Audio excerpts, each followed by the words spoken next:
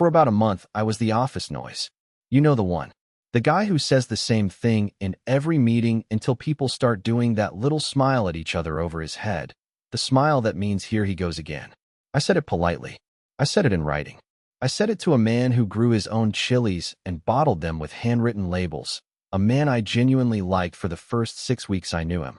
Then I stopped saying it, because I have a mortgage and a mother in a care home, and there is a limit to how much of your career you can spend on being right about something nobody wants to hear. For weeks after I shut up, a 24-year-old pressed a button he had every reason in the world to believe was safe. 11,000 small business owners were told their insurance claims had been withdrawn, and a woman who had worked at the company for 9 days opened her mouth in a room full of directors and ended a man's working life in roughly 11 seconds. I'm Daniel. I'm 41. I write software for a company called Marivalli that handles insurance claims for small businesses, and I have done it for 6 years out of a converted warehouse on a business park where the only other tenants are a tire place and a firm that sells conservatories. Our customers are florists, roofers, mobile dog groomers, minicab firms, tiling outfits, a garden center in Shropshire that gets hail damage roughly every spring. Somebody's van gets broken into and the ladders go, somebody's shop floods, somebody's kiln burns out. They fill in a form, we process it, and about 6 weeks later they either get paid or they don't. It is not glamorous work, but it is real work, and the difference between a claim moving and a claim stalling is often whether a bloke called Kevin can afford to keep 2 lads employed through February. Here is the part one don't talk about at work. My mother, Evelyn, has been at Thornbury House for 2.5 years. She has good days where she tells me about the dance hall in Bradford and bad days where she calls me by her brother's name. Her pension and the council between them cover most of it, and I cover the rest, which last year was £940 a month, and this year is a bit more. My sister Rhona thinks it all comes out of the pension. I have never corrected her, partly because she has 3 kids and a husband who does shift work, and partly because there is something in me that would rather bleed quietly than have the conversation. My wife Priya knows. Priya knows everything, which is why she was the one who told me to let it go, in the kindest possible way, with her hand on the back of my neck, in the kitchen, in April. The man was Marcus Whitlow. He came in from one of the big insurers in the spring to run delivery, and on his first morning, he brought a cardboard box of little jars with brown paper labels, chili sauce he'd made himself, and stood by the broken kitchen tap handing them out and asking people's names twice so he'd remember. He had a way of putting his hand flat on the table, fingers spread wide, like he was checking they all still worked. Before he disagreed with you, he'd draw a breath in through his teeth, a thin little hiss, the way people do when they look at your boiler and know you can't afford the answer. And he had one line he used like a hammer on anything he didn't want to pay for. Let's not build a cathedral. Somebody would ask for a fortnight to do a job properly, and he'd hiss, spread his hand, and say, let's not build a cathedral, Bridget. And Bridget would go back to her desk and knit furiously through the rest of the morning. In my own head, I called him the tourist, because he moved through the company like a man on a 2-week package holiday, taking photographs of things and never once wondering who cleaned the pool. But I want to be fair. When Bridget came off her bike on the roundabout by the tire place, he drove her to the hospital himself and sat there for 4 hours and told nobody. That happened. I've had to hold both of those things in my head ever since. The reason any of this matters is a project. We were replacing the old claim portal, the thing our customers actually log into, because the old one looked like it had been built during the Blair government and fell over if 2 people uploaded a photo at once. There was a launch date. The launch date had been promised to a board, and the board had promised it to some brokers, and Marcus had put his name next to it in a slide that everyone had seen. My job on it was small and boring. I was building the tool that lets our claims handlers update a lot of claims at once, so that when a whole street floods, Errol's team on the support desk don't have to click through 400 records one at a time. To build that, you work in a practice copy of the system, a pretend Marivalli full of pretend florists, so that when you inevitably break something you have broken nothing. That's the whole point of it. It is the software equivalent of a driving instructor's spare pedal. On a Tuesday in May I was testing the thing, and something on my screen didn't sit right. The pretend customers in the practice copy have always had daft made-up names, and I'd been staring at them for weeks. That morning I was scrolling a list of claims, and I saw nutmeg and pine floristry, and then a claim for water damage at an address in Chester with a real postcode, and a mobile number, and a note in the handler field that said customer very upset, husband in hospital, call back after 4. Nobody invents that. Nobody sits down and writes fake pain that specific. I said Bridget's name out loud in a way that made her put the knitting down, which almost never happened. She came over and leaned on the back of my chair and read the screen for about 10 seconds and said, very quietly, that's Frances. She's real. I did that call with her in March. And then neither of us said anything for a bit, and I could hear the conservatory people next door having a delivery. I checked the settings. It took 4 minutes. The practice system, the safe one, the one with the spare pedal, was wired straight into the real one. Everything I typed into the pretend Marivalli had been going into the actual Marivalli for I did not know how long. And then, while I was still sitting there with my hand over my mouth, Errol came round the partition with his reading glasses pushed up on his forehead holding a printout, because Errol prints things, and said, Dan, do you know why a bloke in Kettering got an email at 11 o'clock this morning telling him his claim status had changed to under review when nobody's touched it since Friday? That was me. That was one of my test runs. 300 and something claims nudged from one state to another to check my counter worked, and a batch of real emails to real people. And one of them had gone to a man in Kettering who was already ringing us twice a week because his roof was open to the sky. I want to describe the meeting the next morning properly because it's the one that mattered and I've been over it a lot since. It was in the small room at the end, the one with the whiteboard nobody can clean and the 7 chairs that don't match. Marcus was at the head, Bridget on my left with the knitting in her bag, Rhona in from the operations side with her laptop open and her reading glasses on, Callum at the far end, and a woman called Naomi, who was on her second day and had been told to sit in and take the notes because that's what you give the new person to do so they feel useful. She had a spiral notebook and a company mug she hadn't worked out was the horrible one yet. I laid it out flat.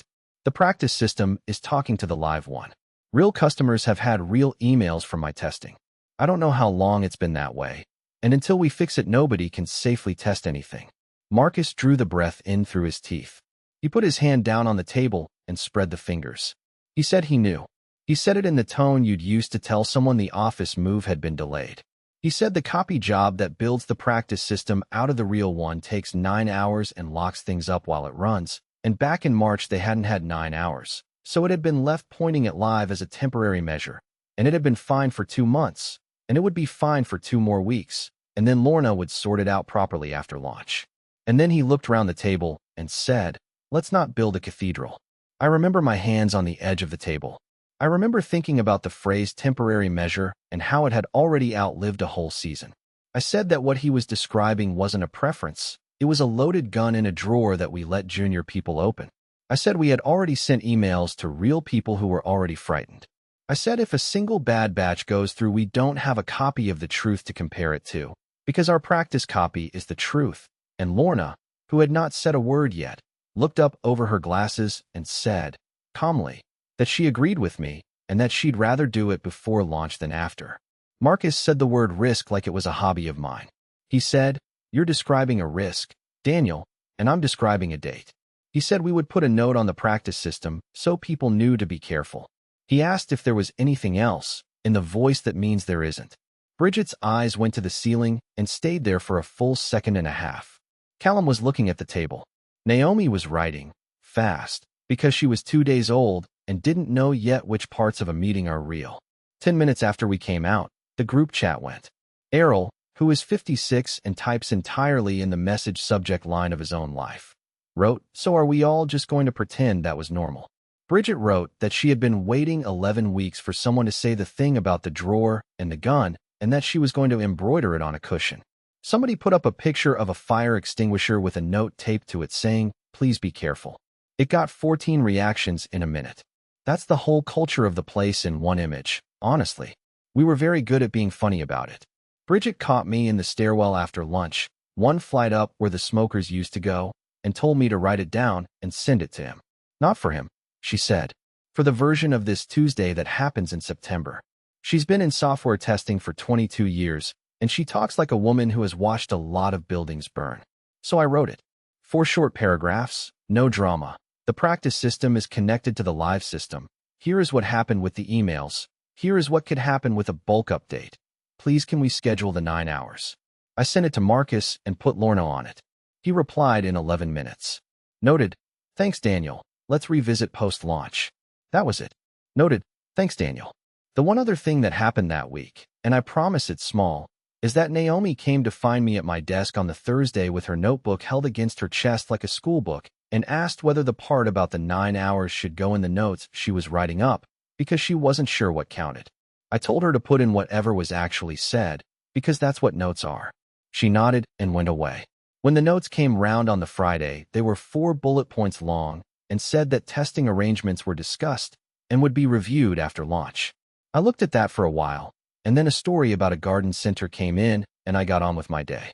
We launched on the 2nd of June, and it went well. That's the thing nobody ever believes. It went genuinely, boringly well. The new portal was quick, the brokers liked it.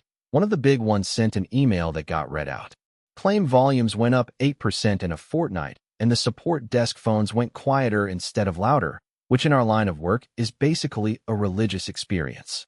Marcus got his moment at the all-hands, standing up in front of the wall projector in the wide part of the warehouse where they put the chairs out, and to be honest, he did it well. He didn't take the credit himself. He named people.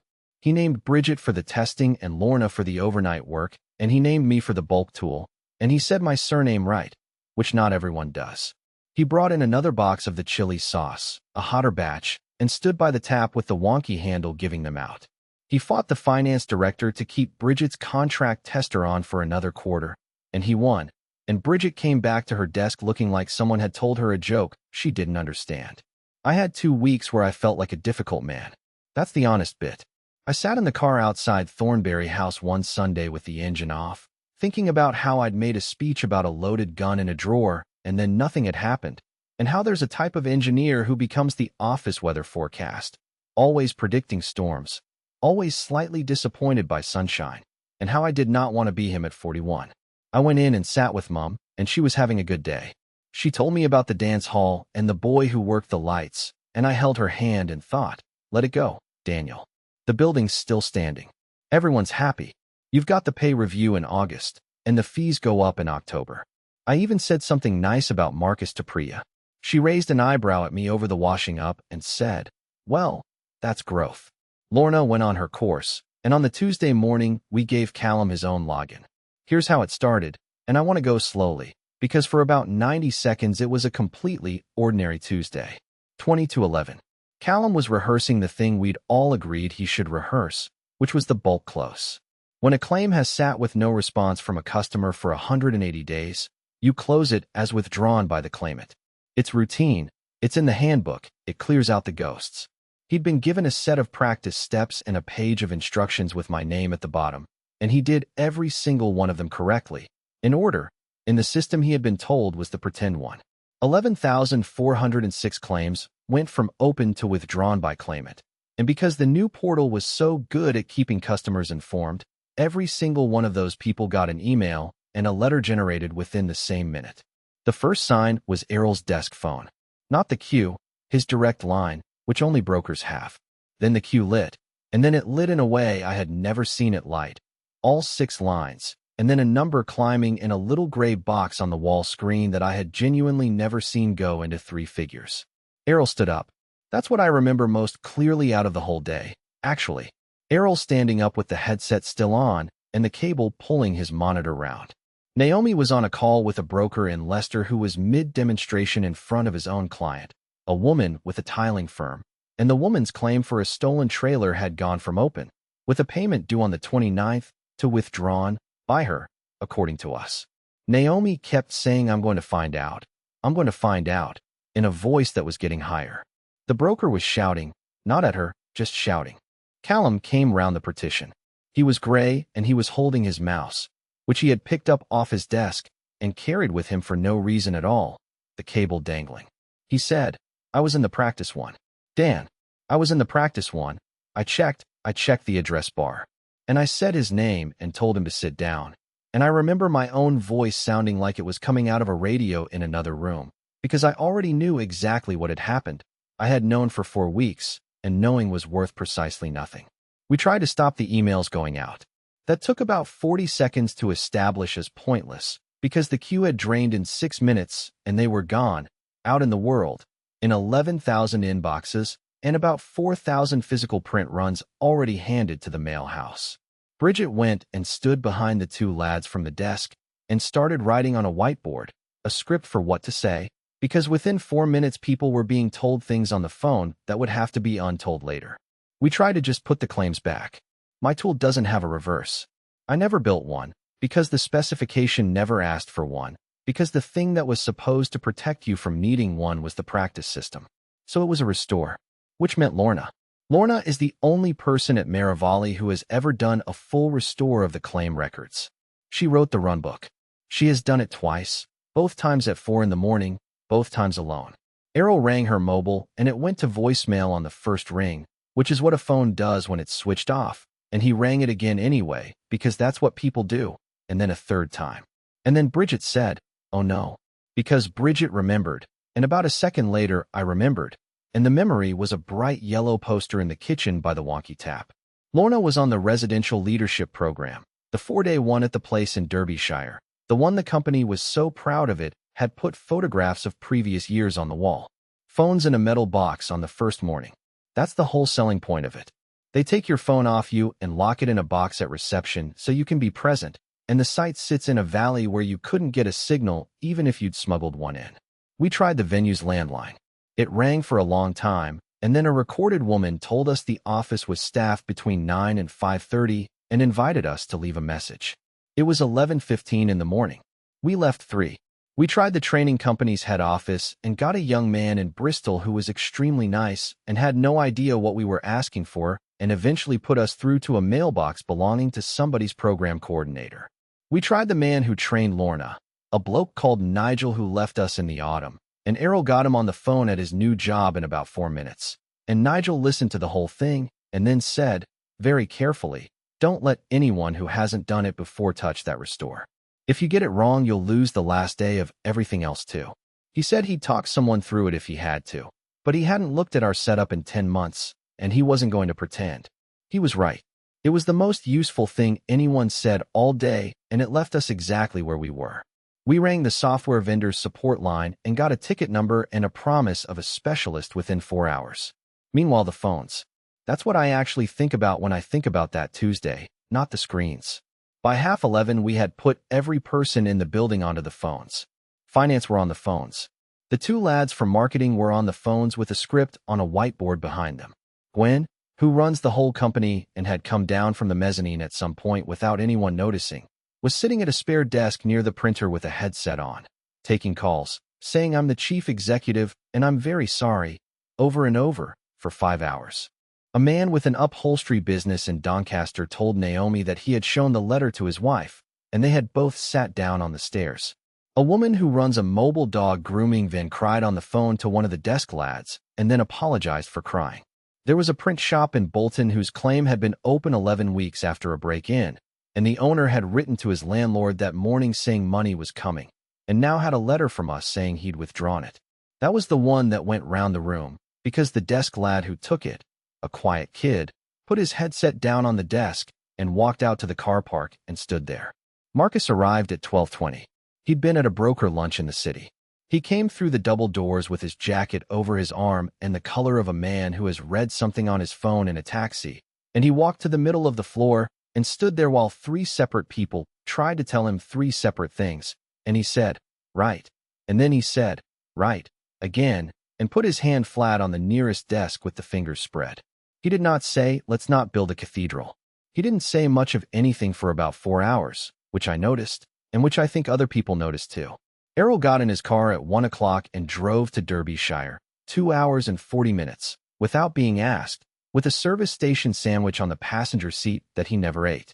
He walked into the reception of a converted manor house at 3:45 and told a woman with a clipboard that he needed Lorna out of the session. And when the woman explained about the philosophy of the program, Errol, who has 3 grown daughters and the patience of a saint on most days, said, "Madam, I will go into that room myself," and shout her name. Lorna came out of a workshop on adaptive leadership, put her walking boots on in the car park because she'd worn something sensible for the woods, and read Errol's printouts in the passenger seat at 70 miles an hour on the way back. She was in the building at 7:10. She had a cup of tea, a Twix out of the machine, and 40 minutes with the runbook on her knees before she touched anything, while 11 of us sat around not talking. She started the restore at 10 to 9, and it finished at 20 past 3 in the morning, and Bridget and I sat in the small room with the whiteboard nobody can clean, checking claims off a list, and at about 1 in the morning Bridget told me about her divorce, which she had never mentioned in 6 years. The claims came back. The letters didn't. We spent the rest of that week ringing 11,000 people to tell them that the thing we had told them was not true, and about 400 of them told us, quite reasonably, that they no longer trusted a word we said. Thursday afternoon, Gwen put us in the big room. 20-odd people, the directors, the desk leads, Rhona asleep on her feet at the back, Callum sitting very upright next to Bridget, Naomi at the far end near the door, because she'd come in last with a stack of call logs and hadn't liked to push in. Gwen doesn't do speeches. She's a small woman from Motherwell who came up through claims handling, and she has a way of asking a question and then just waiting, and the waiting is the worst part. She said, "Right. What happened?" Marcus talked for a while. He said we were dealing with the consequences of an error in a routine data operation, and that his understanding was that a member of the team had performed a bulk action against the live system while believing he was in a training environment. He said the environments were separated. He said it slowly, twice, in slightly different words. He said the login details were distinct and that he'd want to look very carefully at how a junior member of staff had come to be working with the wrong ones. And he said, in a lower voice, that Callum was a good lad and no one wanted this to be about one person's mistake, which is the sort of sentence that puts a man in a box with a bow on it. Gwen said, "Is that what happened, Callum?" Callum's voice went completely to pieces. He got out that he'd followed the instructions, that he'd been given access to the practice system on the Tuesday, and had used the one address he'd ever been given, and that he'd checked it twice before running anything. And Gwen said, "All right, son, sit back." Then Gwen said, "Explain to me why the practice system and the live system were the same system." And Marcus drew the breath in through his teeth. He said that was a historic configuration matter, that these things are inherited, that the operations side owned that arrangement, and the person who owned it had been away on a course, which he described as unfortunate timing. He said if anyone had genuinely believed there was an unmanaged risk of this magnitude, then he would have expected to receive it in writing, formally, as a matter of record, and he looked down the table in my general direction without quite arriving at me. I said, "I sent it to you on the 16th of May. Marcus said, and I remember exactly the shape of it, that he received a very large volume of correspondence, that he recalled a general query about testing conditions rather than a warning, that concerns of this nature come up constantly in a project of this size, and that with respect it is very easy after an incident to reread an old message as a prophecy." He said the notes of that meeting recorded a discussion about testing arrangements and nothing more. He put his hand flat on the table and spread his fingers out. Naomi said, from the end of the table, "I was in that meeting." Nobody had asked her anything. She hadn't spoken in the room all afternoon. She had her notebook on her lap, but she wasn't looking at it. She was looking at the middle of the table, and she said it in the flat, careful voice of someone who has decided to do a thing and is now doing it. She said, "It was my second day. You said the copy takes 9 hours, and we didn't have 9 hours, and that it had been fine for 2 months and would be fine for 2 more weeks. Daniel said it was a loaded gun in a drawer that junior people were allowed to open. You said he was describing a risk, and you were describing a date." And then she said, "And when I asked you what to put in the notes, you told me to leave that part out." There is a particular quality of silence in a room with a lot of soft furnishings in it. Someone's chair creaked. Marcus's hand came off the table and went into his jacket pocket and stayed there. When he started to say her name, he got the first sound out, and then his voice went thin and high in the middle of it, and he stopped. Gwen let it sit for what felt like half a minute. Then she said, "Marcus, wait outside, please." He picked his jacket up off the back of the chair and walked out past Naomi, and he did not look at her, and he did not look at anybody. Gwen turned round to the room and said, "Before we go on, I want to be very clear in front of all of you that Callum did his job correctly on Tuesday, and I will not hear otherwise in this building." Callum put both hands over his face. Bridget put an arm round him, which I would not have predicted in 100 years. The all-staff email came at 10 past 4 on the Friday, 3 lines, immediate effect, with the words, "We thank him for his contribution, doing an enormous amount of unpaid labor." Someone in the group chat pointed out that we still had about 30 jars of his chili sauce in the kitchen cupboard, and for about a week nobody would touch them. And then Errol started using one on his sandwiches out of what he described as pure spite. Gwen came and found me on the Monday and sat on the edge of Bridget's desk with her arms folded and asked me to take the delivery work on for 6 months, properly, with the money attached, not the version where you do the job and they thank you for your flexibility. $9,000 a year more, backdated to the first of the month. I said yes in the car park because I didn't trust my face to do it indoors, and then I sat in the car and rang Priya and couldn't get the first sentence out. Mum's fees went up again in October. I paid them the way I always do, on the 1st, out of the account Rhona thinks is Mum's pension. On Sunday, Mum asked me whether I still worked at the place with the nice man who grew the peppers. I told her he'd moved on. She said that was a shame, and did I want a biscuit?